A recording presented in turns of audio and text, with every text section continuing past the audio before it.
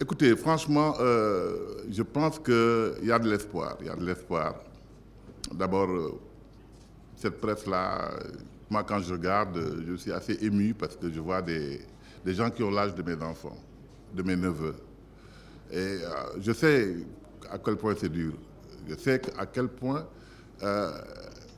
les gens manquent d'encadrement, de coaching dans les rédactions. Nous avons bénéficié de la part d'Aînés, de coaching, de soutien. Et puis, nous avons appris le métier en le faisant. Parce qu'on ne l'apprend pas seulement à l'école. À l'école, on vous introduit à des techniques professionnelles, à la déontologie, à l'éthique. Je pense qu'il y a des questions qui doivent être réglées d'abord dans les rédactions. Il faut que les journalistes se fassent respecter.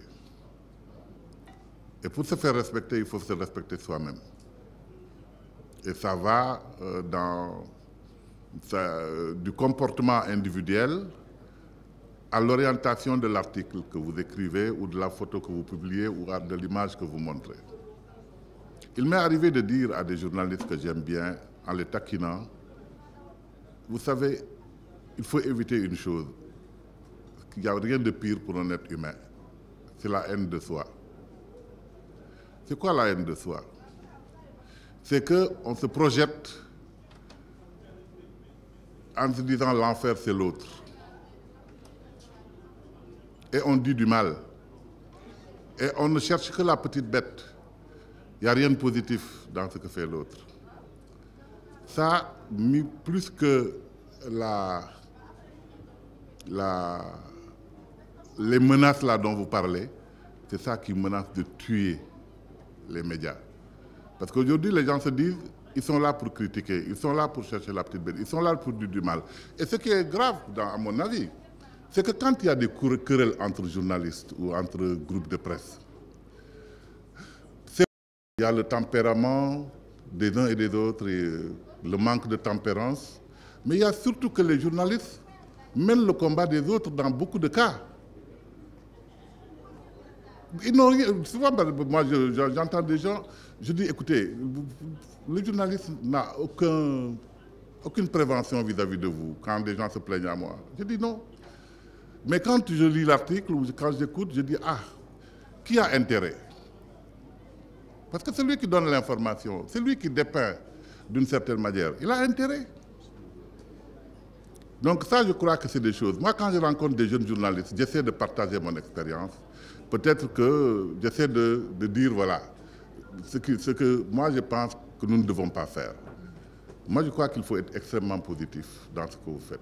Maintenant, je crois que la concurrence, elle est saine, elle est salutaire, mais il faudrait qu'elle soit saine et émulative.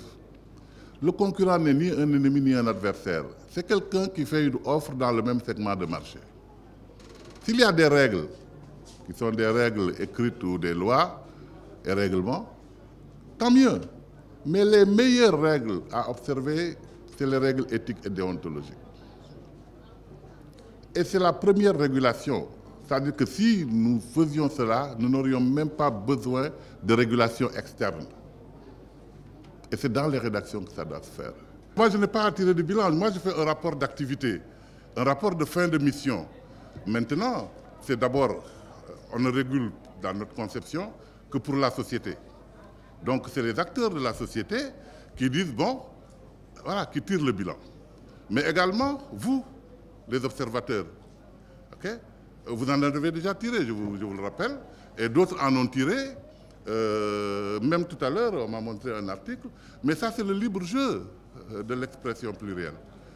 Moi, je n'ai pas à tirer de bilan au plan personnel, et peut-être également que ceux qui m'ont mis là, pendant ces années-là, aussi doivent apprécier d'une manière ou d'une autre, positivement ou négativement, quelle est la part de positif, quelle est la part de négatif, parce que je ne crois pas au tout positif, je ne crois pas au tout négatif.